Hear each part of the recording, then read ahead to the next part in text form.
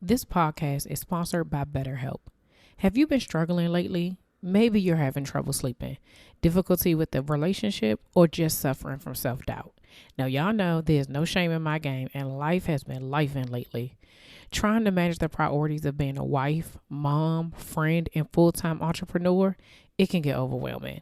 If this sounds like you, then BetterHelp wants to help you today. BetterHelp offers licensed therapists who are trained to listen and help you.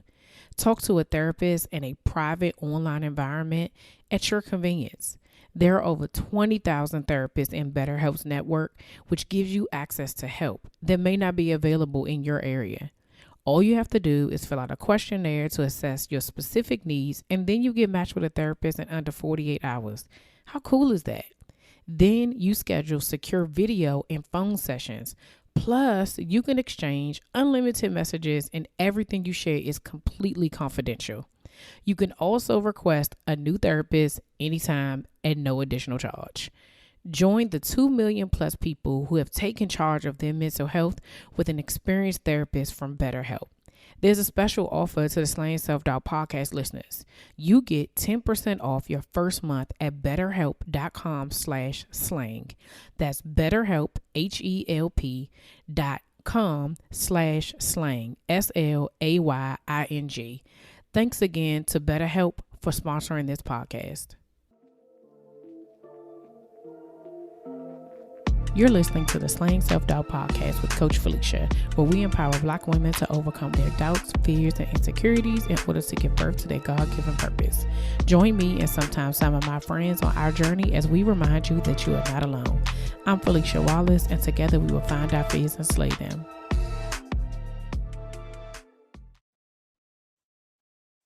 Hey Slayers, welcome back to another episode of Slaying Self-Doubt Podcast. It's your girl, Coach Felicia. Welcome to all the new and continued listeners. Y'all know, okay, how y'all found me. I want to thank those of you all who are just joining us this week. Those of you all who started following me on social media. However you find me, thank you so much for joining and getting on this journey. I am so grateful that you are here. If you have not subscribed to the newsletter, please make sure that you go do that now. You go straight to the website, get that done. And really what that does is that it allows you to get like insider information immediately, right? Like whenever there's events happening or things going on. Plus every Sunday, I send you 3 ways to slay your week through scripture, song, and a sermon. And so you want to be able to get that. No one else gets that but you all. So make sure that you are subscribed so you can stay tuned for all the things that are happening. You guys, I hope that you were on the Instagram live that myself and Tiffany Burns did this past Thursday. It was amazing. We had so much fun. We laughed it up, and because we were supposed to be talking about it, a couple of months ago, we like, oh man, we was just like, oh, let's, we had to hold some of the stuff in because we got, 3 more times to meet and 3 more, conversations to have. And so if you have not seen that, the link is in the show notes for you to go to the Instagram page, and I will link it directly to that video. We were supposed to be on for like an hour, but it was a little bit over an hour, but it was really good. Like it was a really good conversation. And when I say we was putting our big girl panties on, we was, because we were getting into some real conversations. And just like this last week with the podcast, like I was telling y'all my business, and I feel like that when we're doing this is the only way that we learn how to do better, right? We talk about being better all the time, but it's in the doing. And this is a part of me doing. It's saying like, okay, let me tell my story, tell you where I was at, what's going on with me. And this is how we're able to grow, right? Because again, that you're not by yourself when someone else shares their story. So I'm gonna just keep talking until somebody be like, girl, I'm with you. I feel you. Like me and you is on the same wavelength. I appreciate you all every week tuning in, listening. Y'all are moving them numbers right on up. They moving right on up. We're getting closer to that 50,000 downloads. Okay, that's what we're trying to hit before the end of the year. And so I just want to know, like, if you feel like you've been impacted by the podcast and you feel like that, hey, these are some ways that I want to be able to help Felicia, I just don't know how. you can buy me a coffee. It is an online platform where basically for a $5 coffee, you can donate towards slaying self-doubt and the movement that we're trying to do. And it's as easy as just going on the website, buying me some coffees and, just helping me grow this platform and get to a place where I'm able to create new content, reach more people, and just continue to do what it is that God called me to do. So if that is something that you are interested in, click the link in the show notes. And so we're going to hop right into today's conversation. So today we are talking about spending money. And I know, I know. Uh, there's no easy way to have this conversation, right? It really isn't. Last week I talked about knowing your money story, right? And I told y'all I just thought money was supposed to come from anywhere. So, when I talk about spending, you hear all the time people talking about spending savers, all those different things. So when we get into it, you'll probably figure out which one I am. Am I a spender or am I a saver, right? But for those of you all, if this is your first episode, I need you to go back a week and you need to listen to episode 212, because we're doing a series talking about slaying our finances, and we're talking about earning, spending, saving, and giving money. And today we're talking about spending money. So go back and listen about earning. Today we're talking about spending. Next week saving, and then a week after that giving money. So when we start talking about these things, one of the things, especially like there's certain conversations that when God puts it on my heart that like we need to have a conversation about, he be like, okay, but I need you to be able to back that up with some scripture, because specifically in our culture, in the Black community, we don't talk about money. Like it's just not something that we do. We don't want people all in our business. It don't have nothing to do with them. As long as I can, pay, as long as I don't have to ask you for nothing, I'm good, even if I'm not good. And we have to get out of that mindset, because sometimes we don't necessarily need to ask for help, but sometimes it's guidance to be able to do things differently and to be able to make better decisions, right? And so when we talk about spending, it's about being overall kind of being like a good steward, aka financially responsible. And if your upbringing, and this is what I said last week about knowing your money story, if you don't know your money story, you don't know where you fall in. You don't know how you grow up, how you saw how money was, the relationship that other people had with money. You don't know how that affects you until you're in a situation where you're saying, like, how did I get here? Right? Like I shared last week. And so when we talk about spending money, it's really that is important, because again, whatever it is that we're trying to do, we're trying to build the kingdom. You need money. You need to be able to spend it, you know, as honestly as possible. You need to be able to spend it in the best way as possible. And you need to be mindful of where that money is going, right? Like you have to be mindful of where it's going so that like we talked about last week, like you have to know what you're doing and what you're not doing, right? And so there is a scripture. I'm not going to read it because it's like 15 verses, but it's Matthew 25:14-30. And I'm sure we've all heard it. It's the parable of the talents. And it's basically this story where this wealthy man gives three men the same amount of money, and he tells them, take my money, I'm gonna come back for it. Basically, I'm gonna see what you're gonna do with it. The first guy doubles his money. So he if I go and Google this, y'all, I just want y'all to know, blame it on my head and not my heart. But the first guy doubles the money, and he basically tells him, cool, like, yeah, all right, you get to keep this amount.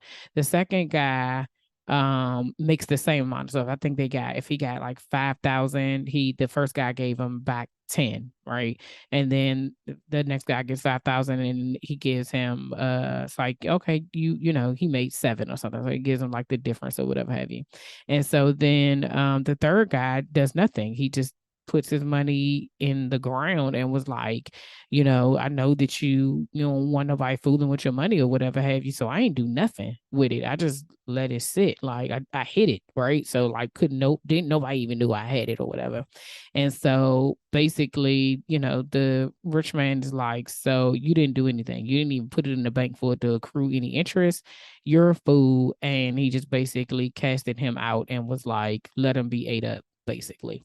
And so that story in itself about the talents, like, what are you doing with it? Like we all when we're in situations, and we're talking about earning, right? Well, once you get your money, what are you going to do with it, right?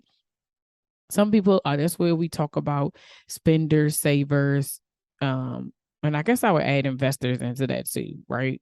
Because some people get earn money and then they be like, okay, they know exactly what they're going to do with it. And so I'm just tell y'all in the beginning, like, it's going to be going back and forth talking about stuff because I can feel it in my brain. I'm trying to keep it together, but I'm like, no. Okay. So when you get your money, a lot of times we immediately go to paying our bills. We immediately go to you know, getting groceries, doing what we need to do, maybe saying, oh, okay, we get paid on Friday. What we doing for the weekend, right? Like, let's have some fun. Then when as we're doing that, like we get into this habit of doing the same thing over and over again. We don't know where our money is going. And on Thursday, when we had this conversation with Tiffany, she is big on budgeting, right? And I'm being very honest, like budget scare me, right? One, because I think it's just you having it'd be a lot, like a lot of numbers, right? And then it feels like because it's not accurate, but it feels like you don't have enough, right? And so when you're doing it, you like, I don't even know how I'm doing this. How am I paying my like? So it's almost like this thing, like if I don't look at it, right, and if I then it'll figure itself out, which is kind of what the third guy did. Like if I don't look at it, then it's just gonna be here or whatever have you. But really, it's not helpful because you're not doing anything. Really, you just spending it. And that clearly in that situation, he didn't spend it, but like we're just spending it. And then we're wondering, dang, how did I not pay this bill? Dang, how did this thing sneak up on me? Oh man, I forgot that this was due, right? These are the conversations like, dang, how much do I have for gas? I need to be able to make it. This is how we find ourselves in these cycles where we're living paycheck to paycheck, right? You have just enough to be able to get you to where you are and you don't have any extra. I know that I've had plenty of times where I've been like, I got like $12.48 in my name. Like, please don't let nothing crazy happen that before my paycheck comes, before I get paid, because if it do, I'm gonna be short, right? And a lot, even to this day, I still don't like when people talk about budgeting. And like I said, we had this conversation, it isn't something that is like, oh, yay. Like some people like budgeting. Some people need paper and pen. Some people can do it in their head. Like my husband is that type of person. Like he be like, I already know what we need to spend. I don't need it written down. It's in my head. And, sometimes, for me, I'm like, okay, cool. Like, that's fine. So I kind of I let him handle that, right? And so, but I know for myself what works best for me. I probably do need it written down. I probably really need to know what it is that we're doing, but there's times where I feel more comfortable trusting that he got us and he'll just tell me, like, girl, don't go to the store today. Don't do this, don't do that, right? But is that really me being responsible, right? Is it me being financially responsible and being an adult in this adult relationship, in this marriage, by acting like, okay, you got it, right? And so, we joke around a lot and, people say, when we talk going back to talking about spenders versus savers, like what's better and what's worse. And so I looked it up on the Googles, and Nova Money says the difference between spenders usually focus on the benefits of their purchase rather than the money they have spent. On the other hand, savers tend to focus on the fact that they're losing money and can downplay or lose sight of the advantages of their purchases. So it could go both ways. You could be so focused on that money is coming out of your account that you are not present in the experience that you're having. And then on the flip side, as a spender, you could be so focused on the experience that you're not realizing that if I take this money out of here, I can't buy groceries. I can't pay my car note. I can't pay rent. I'm not going to be able to do something if I sacrifice. So all of it is a tough balance. But this, even having this conversation lets me know this is why it's so important for you to have a budget. And, we know budgets are, you tell your money where to go, right? This is what you talk about, planning and making sure that you know what it is that you want to be able to do, right? And so when we're having this conversation about spending, you got to be honest with yourself. Like, although this is an uncomfortable conversation, because part of me is kind of like, well, Lord, why am I talking about something I struggle with? This is my life. This is what I do, right? Why am I talking about something that I can't even do for myself? But I should do it. I should at least try. Like this goes beyond all, like beyond just money. It's like all the things that we know. Again, I say when you know better, you do better, right? And so it's in the doing. What is it going to hurt me by budgeting? Oh, if I budget, it may hurt me by saying, dang, I can't go and get Starbucks every day, right? Oh man, like if I really budget my money, I'm not gonna be able to go on this girls trip in a couple of months, right? Oh man, if I'm budgeting my money, I can't just spend, an extra $500 on shoes and clothes. Oh man, if I'm budgeting my money, I can't eat out every day at lunch. Dang, if I'm budgeting my money, I can't just tell everybody, yeah, you can I'll take you there. Like you can ride, I'll give you a ride and don't ask for no gas money. It makes you have to be responsible, because when you're able to look at stuff in black and white, and if you're what they call your debt to income ratio, or if you don't have enough money, like my husband always tell my kids, 1 plus 1 will always equal 2. If you know how to do math, you will be able, you can manage your money. And I always be like, it ain't that simple. And he's like, it is that simple. If you make $1,000 a month, you can't have $1,500 worth of bills. It don't add up.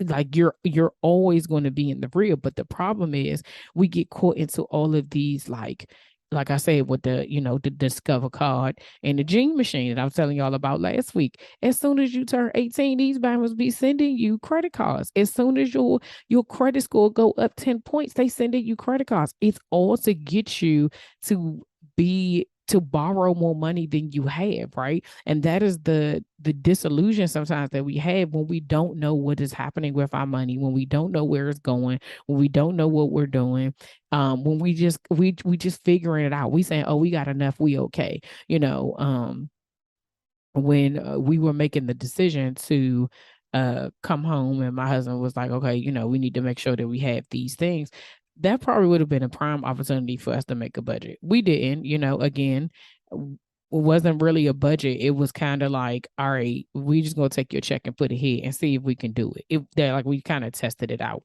But when we really thought about it after the fact, like once I came home and was having this kind of conversation, it was like, we probably could have saved more money. Like we probably could have done something. And it takes discipline. It takes discipline. It takes you being honest with yourself.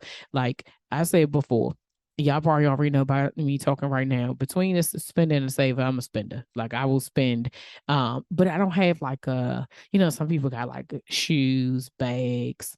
I'm more of a like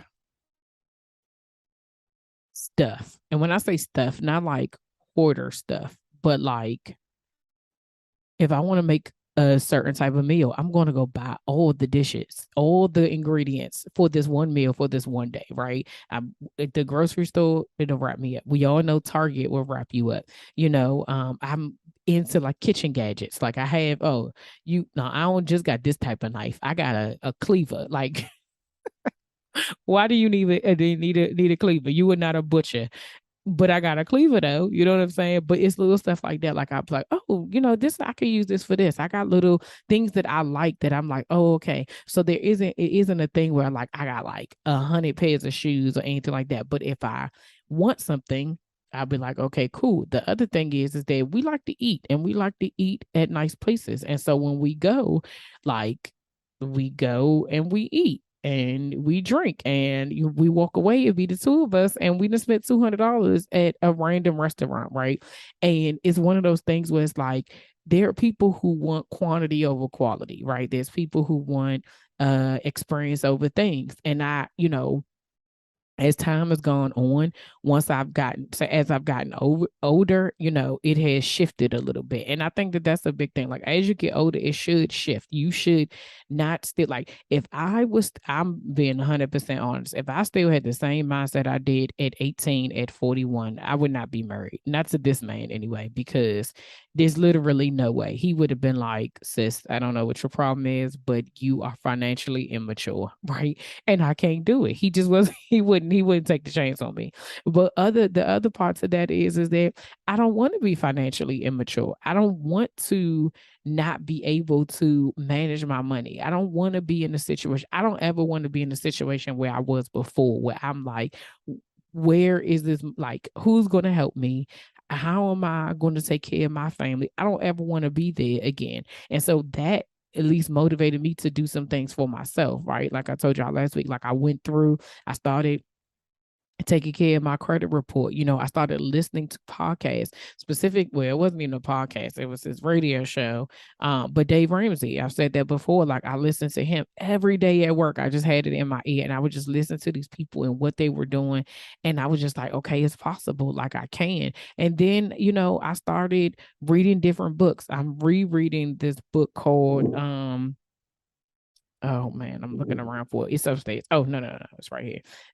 It's called You're a Badass at Making Money, because here's the thing, my money mindset and how I was thinking about it and how I shied away from certain things and how I operated in my personal finances it's starting to affect my business finances. And people always say, you hear people say that your house is like your home is a representation of your brain. Like if it's cluttered, your stuff is all over the place, right? And you also hear the same thing, that if however you handle your personal finances is how you handle your business finances, because you're the same person. You're not different. You're just doing a different thing. And so some of my insecurities and stuff and the things that I was worried about came into my business. Like, we talked about, your value and your worth when we're talking about earning money, and wondering where this money was going to come from and how it was going to be here. And so when we talk about having, your own business and being an entrepreneur, you have the same fears because it's coming from nothing. Like you're really trying to figure out on your own,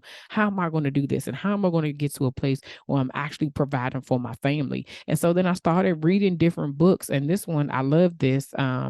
You're a Badass at Making Money, Master the Mindset of Wealth by Jen Sincero. She keeps it 100, right? I'm talking about, like, for me, that's what I need. I need somebody to be like, smack me around and call me Susan, right? Like, girl, do this, get it together. You need to be doing X, Y, and Z. And so these are things that you have to build yourself up. So this is a part of this mindset shift that needs to happen. You literally have to convince you have to talk yourself into it. And so, last week I had said I'm gonna write a budget. And I kept every time I thought about it, I kept putting it off. And then be like, I don't really need it. We good. We've been doing fine. But my worry in like taking control, not control, but ownership. That's the word. It's not control. You're taking ownership over what God has given you and saying, if I want to be financially responsible, I have to know what I'm doing. Like, it's just like having a job. If you go to your job and be like, I don't know what I'm doing, I don't really care, I'm just showing up. You think you're going to keep your job? You think you're going to keep going to the same place if you're not following the rules, if you don't know what you're supposed to be doing, if you're not paying attention, if you're not actually doing the job description? Do you think that you're going to continue to have a job? You may get by for a little bit, but when the rubber meets the road, they're going to be like, so you don't know how to do what? Like, you don't know how to do the simple stuff? Why are you here? Why am I paying you, right? And so when we talk about spending our money and where it needs to go and what we need to do, like, you have to know what you're spending your money on. When everything that we talk about on here is about purpose and about what God wants for us, and you walking into your God-given purpose. Money is a part of that, but I am very clear. I know it, even though, okay, this is a confession for me, even though I'm not following it at 100%, but he has to be able to trust you. If God can't trust you with $10,000, why you think he gonna trust you with $1 million? If he can't trust you with 1,000, why you think he gonna trust you with 10? Like, we have to be really clear about ourselves. If he's our father, we are his children. If that's what you believe, and we are believers and that's what we believe, it's the same thing with our kids. If you know your child is acting up and My son wanted contacts. Both of them want. They've been wearing glasses since elementary school. And he said he wanted contacts. And I said, well, first of all, you got to wait till you're a little bit older. Okay. Because the biggest part about having contacts is hygiene. And I need to see that you were responsible about your hygiene. Because if you stick your finger in your eye and it's dirty, and you rip them contact, you know the amount of infections, the things that can happen that could be avoided if you just slowed down a little bit and you knew you had to know what you were doing. I am not going to give you such a huge responsibility that could hurt you if I give it to you too soon, because you're not ready. And I'm your parent. So I know you're not ready. So until I can trust it, even if it's just for a little bit, until I know you, but you have to show me. It ain't gonna be by I'm gonna give you these contacts and then you see. It's gonna be by the other stuff I see you do. It's gonna be about whether or not I see that I don't have to tell you 85 times in the night to get in the shower. It's about you cleaning your room. It's about you cleaning up behind yourself. It's a lot about me seeing that you are maturing enough that you will be responsible for yourself, because these are yours. I can't put your contacts in for you. I can't take your contacts out. I can't see with them. I can't see if you have them. I don't have nothing to do with this. This is all about you and what's being given to you. Are you going to be responsible enough for it? If I don't think you can handle it, I'm not going to put that in your hands. I'm not going to put something in your hands that is going to possibly injure you. That's the same way God is looking at us when it comes to this money. We out here begging, not I'm going to say begging, but praying, begging, praying. But we out here praying, Lord, please send me this, do this. I need the money, just drop 500K in my, like, let me just find it. Like, we say all these different things. We want to be prosperous. We want provision. We want all of those things. And he's saying to us, what have I already given you?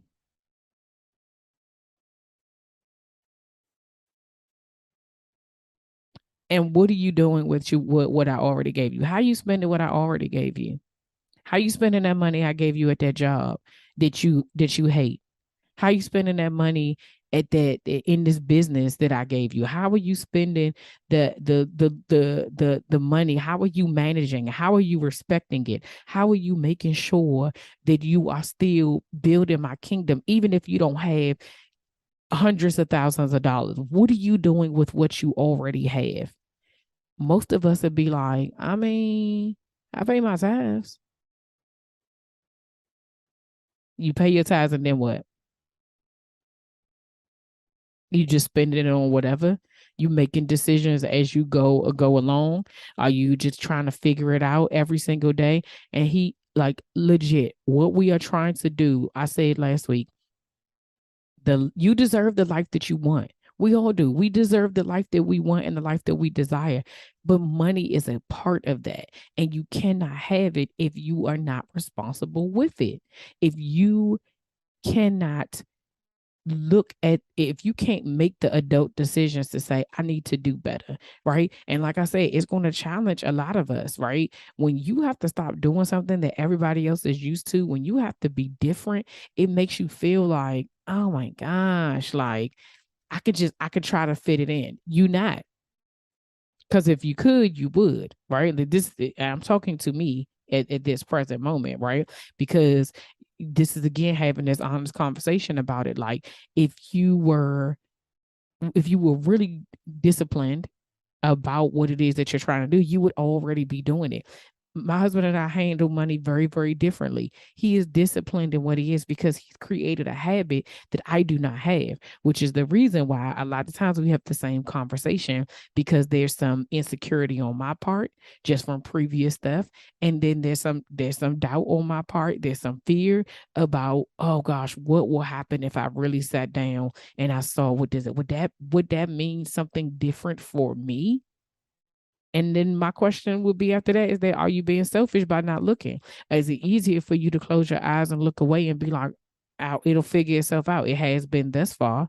That's what we do. We put our head in the sand and but then when an emergency happens, we don't know. We don't know, how do we get here? We got here because you was out here wilding.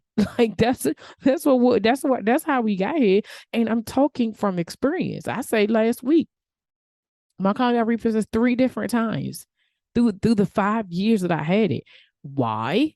Because I was out here wilding. Because I was out here saying that YOLO, right? Like, oh, I know I owe this car no money, but I'd rather go to the club with my friends. Oh, I know I owe this car no, but I'd rather go on this trip. Or I'd rather go to this restaurant. Or I'd rather pretend like I'm financially savvy or I'm financially responsible around other people that I think are financially responsible because they can keep going. They can keep doing stuff. They're hanging out. Oh, they got, this type of car. They got this. They got their own place. They got this, that, and there. So they must be okay. I need to make sure that I look the part. I was out here faking.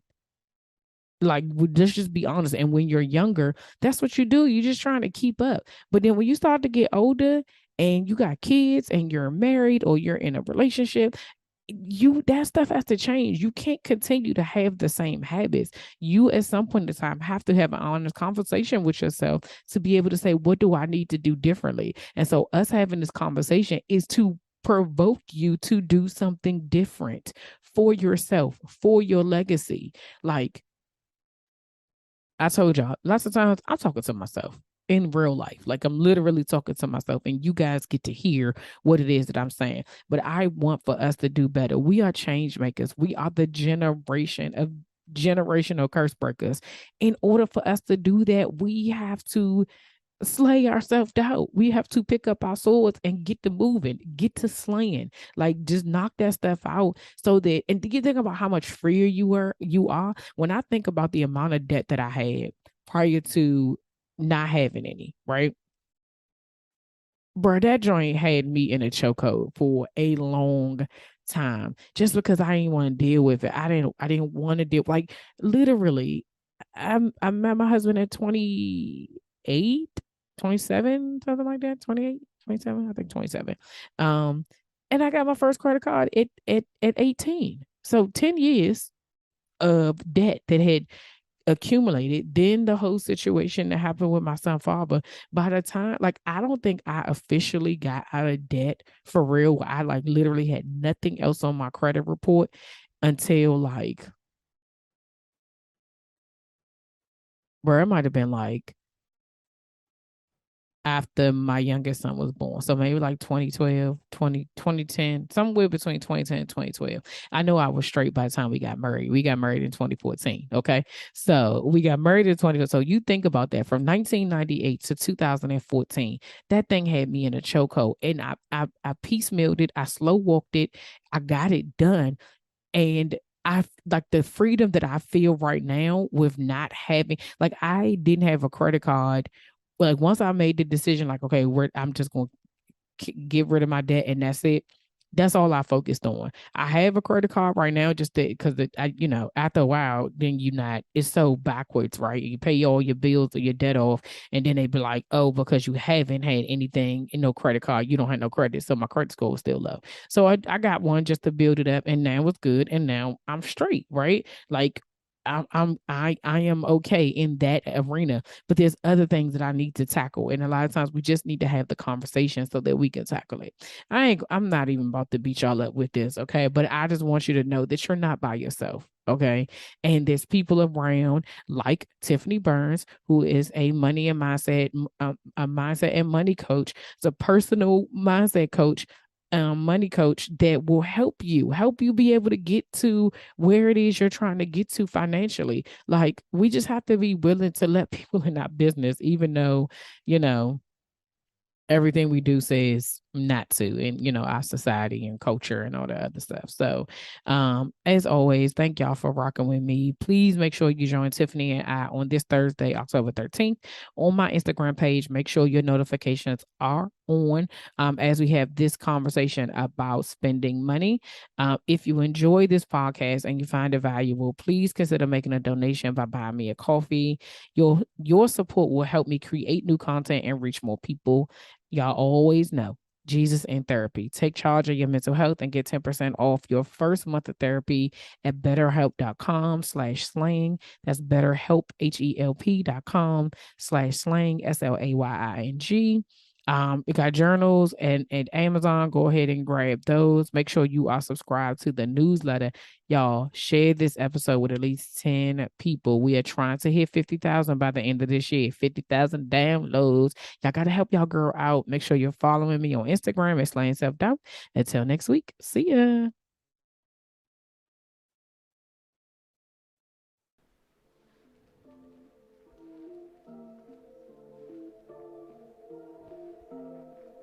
All right, y'all, that's all for this week. Thanks for listening, and don't forget to share, subscribe, rate, and review. Remember to head over to Facebook and Instagram and follow me at Slaying Self Doubt. Oh, wait, don't forget, go to my YouTube channel and watch this episode, and remember to press the subscribe button. Until next week, see ya.